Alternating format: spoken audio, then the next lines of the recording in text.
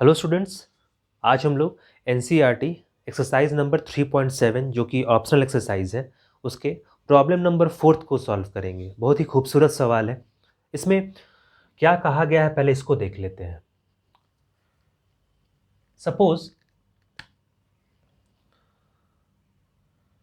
Total number of students जो है, total number of students क्या है x और नंबर ऑफ रोज क्या है n। ठीक है, यानी नंबर ऑफ रोज जो है इस तरह से कितना है n और कितना स्टूडेंट्स को बैठाना है इसमें x। अपने क्लासरूम के बारे में अगर सोच के अगर प्रॉब्लम आसान लगता है तो उस तरह से भी इमेजिन कर लेंगे कि किसी रो में हम लोग क्लासरूम में कितना रोज है और कितना स्टूडेंट बैठता है, उसके हिसाब से भी इस प्रॉब्लम को सॉल्व कर सकते हैं रियल लाइफ की तरह। बिल्कुल। तो प्रॉब्लम में कहा गया है कि कुछ रोज है और कुछ स्टूडेंट्स को बैठाना है। ठीक है, तो नंबर ऑफ स्टूडेंट्स भी नहीं दिया गया है और नंबर ऑफ रोज भी नहीं दिया गया है, तो हम लोग मान लेते हैं नंबर ऑफ रोज कितना है n और टोटल नंबर स्टूडेंट क्या है x। अब प्रोसीड करते हैं फर्स्ट इक्वेशन डेवलप करने की ओर।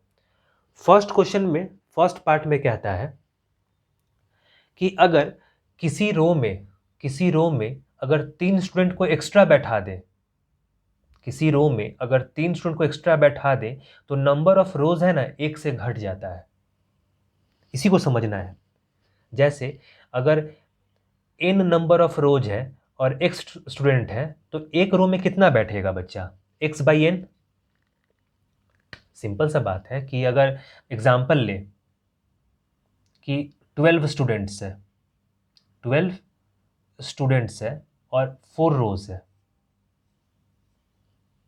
कितना रोज है 4, तो एक बेंच में कितना बैठेगा 3 स्टूडेंट बैठेगा ना, यहाँ 3 यहाँ 3 यहाँ 3 इस तरह से।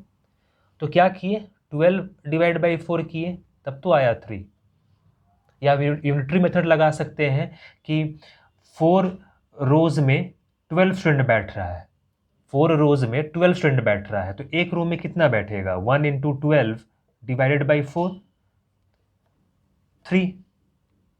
उसी तरह से अगर n रोज में एक स्टूडेंट बैठ रहा है तो एक रो में कितना बैठेगा x बाई n।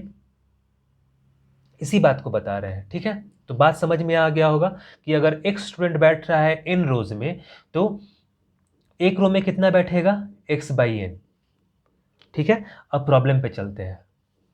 प्रॉब्लम कहता है कि किसी रो में अगर 3 स्टूडेंट को एक्स्ट्रा बैठा दिया जाए, एक में कितना बैठ रहा है x बाई n, तो मान लेते हैं फर्स्ट रो में 3 स्टूडेंट को एक्स्ट्रा एक्सीड कर दिए, बैठा दिए, 4 के जगह पे 7 बैठा दिए, तो यहाँ पे क्या लिखेंगे x by n plus 3। First condition क्या है x बाई n, पहले तो x बाई n बैठ रहा था, अब कितना बढ़ा दिए 3 से। ठीक है,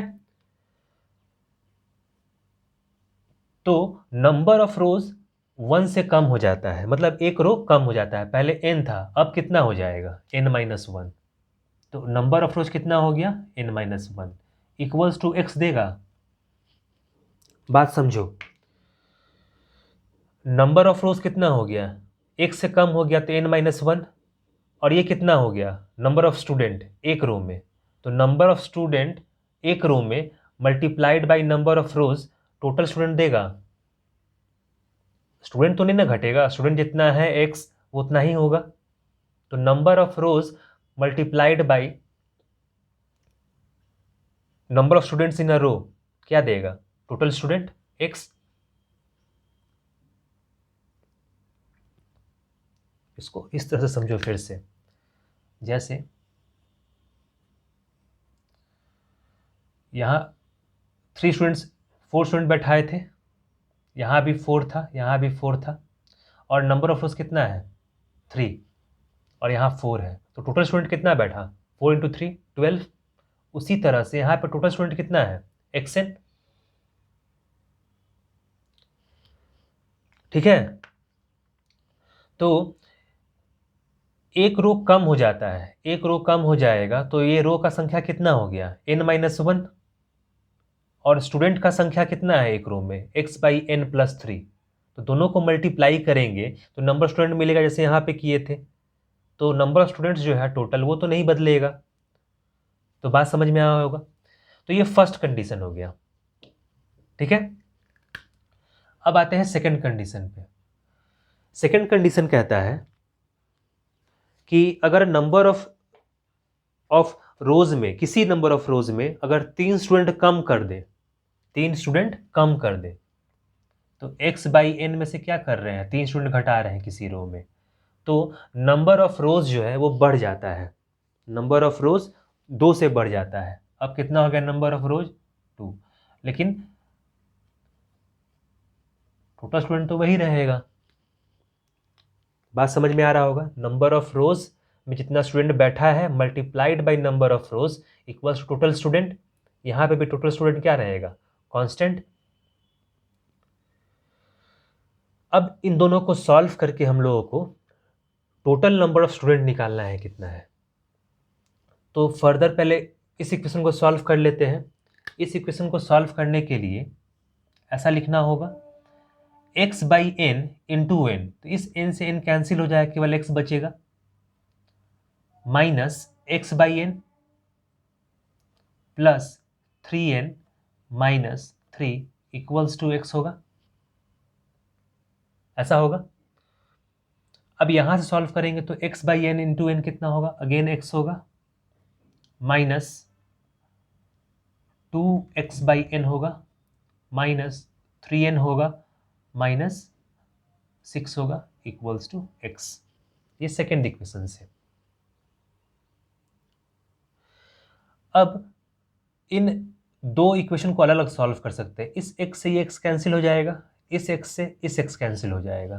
तो इसको क्या लिखेंगे हम लोग further, minus x/n plus 3n minus 3 equals to 0।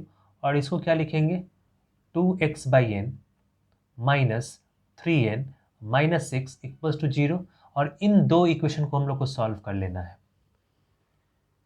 कैसे, तो अगर यहाँ प्लस देखें यहाँ माइनस देखें तो ऑटोमेटिकली अगर प्लस कर देते हैं दोनों को तो ये कैंसिल आउट हो जाएगा। और 2 में से 1 जाएगा तो कितना बचेगा, 1। और ये कोफिशिएंट तो रहेगा ही इसका वेरिएबल। और ये कितना हो जाएगा, -9, उधर जाएगा तो +9। यानी x/n जो हम लोग को मिला, एक रो में कितना बच्चा बैठ रहा है, 9।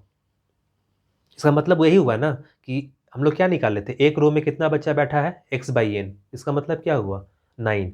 लेकिन n अननोन है अभी भी, n मालूम चलेगा तब तो x मालूम चलेगा।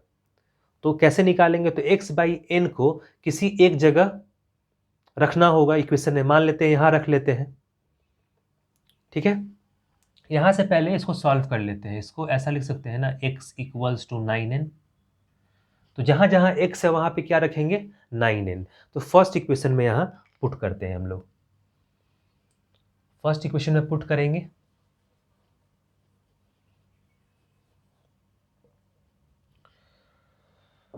फर्स्ट इक्वेशन में यहाँ पे x की जगह पे क्या रखेंगे, 9n divided by n plus 3 n minus 1 equals to, x की जगह पे क्या रखेंगे, 9n। इसको अब सॉल्व कर लेते हैं।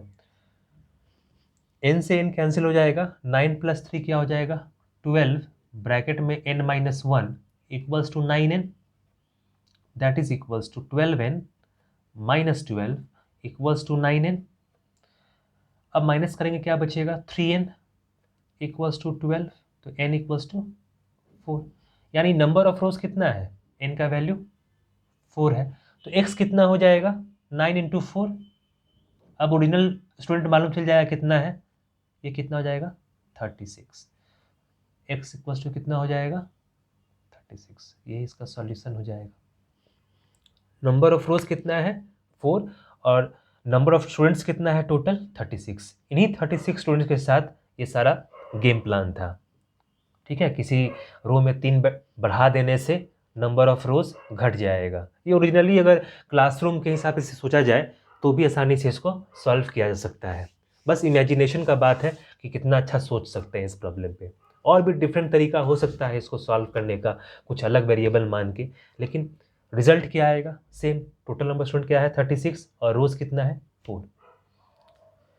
ठीक है, तो नेक्स्ट क्लास में हम लोग प्रॉब्लम नंबर 5 को सॉल्व करेंगे इसी ऑप्शनल एक्सरसाइज के। ऑप्शनल एक्सरसाइज को एग्जामिनेशन पॉइंट ऑफ व्यू से इंपॉर्टेंट नहीं माना जाता है, पर इसका सवाल काफ़ी अच्छा होता है, जो कि मेंटल लेवल बढ़ाता है, सोचने का लेवल बढ़ाता है, और यही चाहिए मैथमेटिक्स में कि सोचने का लेवल अच्छा हो।